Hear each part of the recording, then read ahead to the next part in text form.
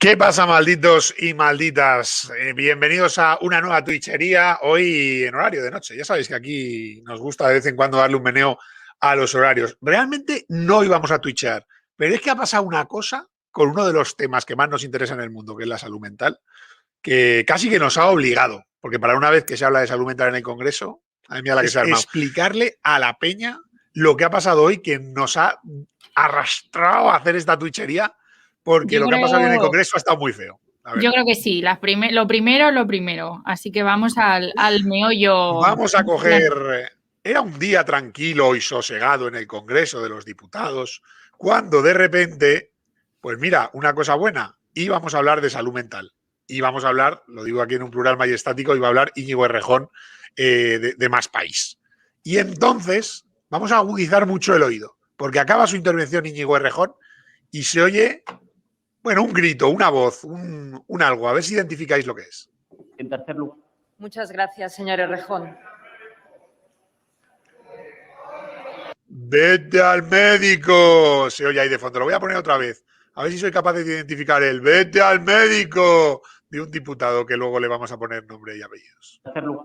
Muchas gracias, señor Errejón. Ahí está, vete al médico, suena de fondo.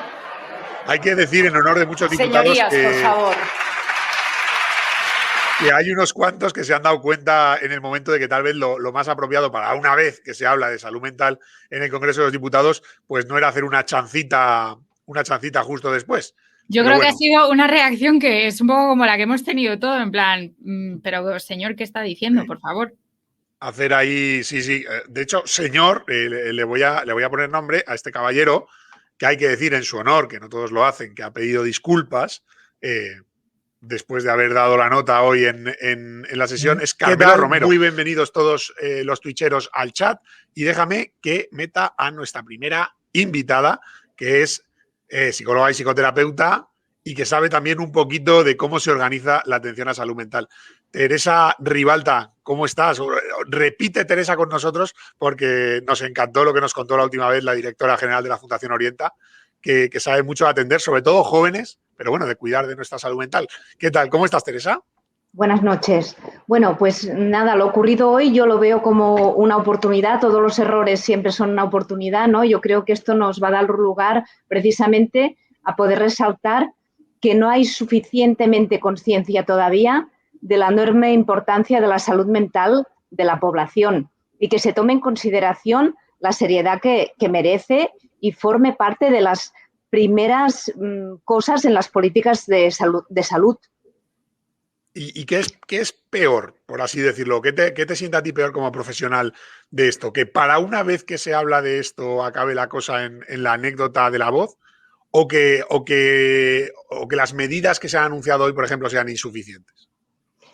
Bueno, la verdad es que es urgente hablar de salud mental, primero porque estamos ahora ya en la cuarta ola, que será la de la salud mental, y nos estamos empezando a colapsar los servicios, porque durante todo este tiempo se ha priorizado en los ambulatorios donde nosotros trabajábamos y visitábamos y detectábamos los primeros síntomas de salud mental, y entonces se cerraron, digamos, a todas las especialidades para centrarse solo en el COVID.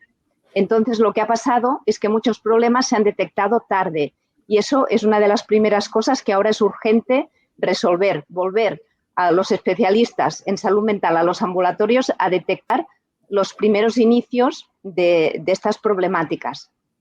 Y después... Te iba a preguntar, Teresa, no sé si es ajustado, a lo mejor es una percepción, a lo mejor tú me corriges. ¿Da un poco la sensación de que a lo mejor la salud mental es como la hermanita pobre del Sistema Nacional de Salud? Exacto. Yo creo que ahora realmente nos ha brindado la oportunidad de realmente reclamar algo que se merece la salud mental. Hace falta un cambio de modelo enorme, un modelo de políticas de salud mental como hay en Europa. Porque, por ejemplo, yo os quería contar una cosa. Por ejemplo, el Gobierno de Escocia hizo un estudio y detectó que la primera causa de mortalidad entre los 15 y 35 años tenía que ver con la salud mental, porque eran temas de violencia, drogas, suicidio, y priorizaron las políticas de salud mental. O en Londres se hizo una campaña contra el riesgo de suicidio, que le llamaron Suicidio Cero, y educaban a los vecinos, a los maestros, a todo el mundo en detectar síntomas de depresión para ayudar a las personas, o sea, todas unas campañas de psicoeducación para ayudar a las personas a detectar estos síntomas al principio. Y además hicieron cabinas de resolución de problemas en las calles para detectar esto. O sea que desde las políticas de los gobiernos se puede hacer muchísimo en salud mental. Pero hay que invertir, entiendo. Pero hay que invertir, porque a veces hay que invertir en profesionales, porque la salud mental, digamos, no requiere tanto de quirófanos muchas veces, pero sí requieren profesionales. Y, por ejemplo, hay una cosa pendiente del gobierno, que es del Ministerio de Sanidad, reconocer la especialidad médica en psiquiatría infantil, que somos los últimos en Europa. Está reconocida y ya forma parte de una obligación por parte de la Unión Europea y está pendiente, está todo ya en espera de aprobación, pero sigue pendiente. Y no tenemos los especialistas en psiquiatría infantil. No le estamos dando a lo mejor el vuelo que deberíamos a esto. Ahora mismo, una persona que cree que tiene un problema, que está desarrollando un problema que tiene que ver con su salud mental, si no tiene para pagarse una terapia por lo privado, ¿cuál es el panorama más habitual? ¿Cuánto tarda en llegar al despacho del terapeuta? ¿Qué vías tiene a su alcance? ¿Cuánto puede tardar? ¿Es factible? ¿Cómo es ese acceso ahora mismo a la salud mental? Bueno, esto ha variado con el tiempo. En Cataluña, en los 2 últimos años o 3 últimos años, se hizo una gran inversión en salud mental y sí que es verdad que habían habido listas de espera de 4 meses, por ejemplo. Pero ahora, en 15 días, una primera consulta de triaje se hace desde los ambulatorios, cuando no había COVID. Y ese triaje sí que se hace y se valora si es un caso leve o grave. Y después o sea, ya te se ponen deriva el médico a de cabecera, tratamiento. ¿no? Igual que o es propiamente un psicólogo o es el médico de cabecera el que decide de algún modo si necesitas más ayuda. El médico de cabecera, a la primera consulta que le hace el paciente, si él considera que necesita esa atención, lo deriva a un especialista que está en el mismo ambulatorio. Nos desplazamos los especialistas y le hacemos una primera visita ahí en más o menos 15 días, un mes máximo, y se hace ese triaje por un especialista. Y eso sí que existe en sanidad pública. Y después ya, si necesita tratamiento, se le deriva a los centros especializados ambulatorios o a urgencias si es urgente. 15 días para que te vea un profesional, 15 días, un mes que nos comentabas, ¿eso es bueno, aceptable o malo? O sea, ¿en qué punto estamos? ¿Tenemos que estar, quiero decir, prepandemia y todo eso? ¿Es un periodo razonable o deberíamos estar mucho mejor?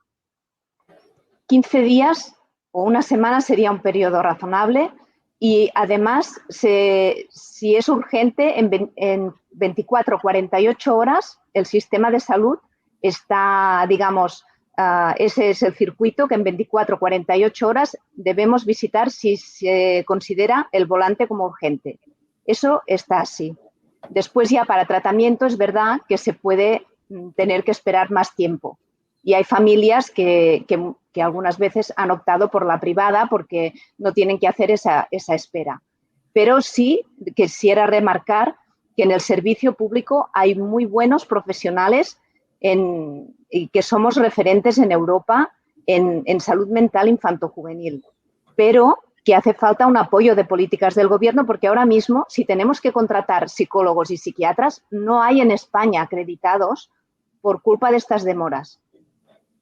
O sea, si te he entendido bien, aunque de un día para otro estuvieran los fondos para hacer una mayor atención a salud mental, no habría profesionales suficientes porque no los hay.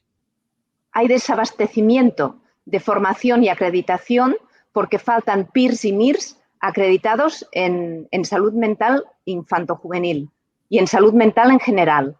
Faltan plazas que no se han abierto y ahora, cuando necesitamos contratar, hay ese desabastecimiento de profesionales y eso no se preveyó en su momento. Bueno, Oye, pues, joder, muchísimas gracias, Teresa, por pintarnos este panorama tan práctico de, ¿sabes?, de los plazos, cómo hacer, a dónde llegar, porque creo que muchas veces nos falta información de, oye, ¿qué es lo que tenemos a nuestro alcance? A lo mejor no hace falta directamente ir a buscarse una terapia privada, sino que hay que darle una oportunidad. Muchísimas gracias, Teresa Ribalta, por ayudarnos. Vale, muchas gracias a vosotros.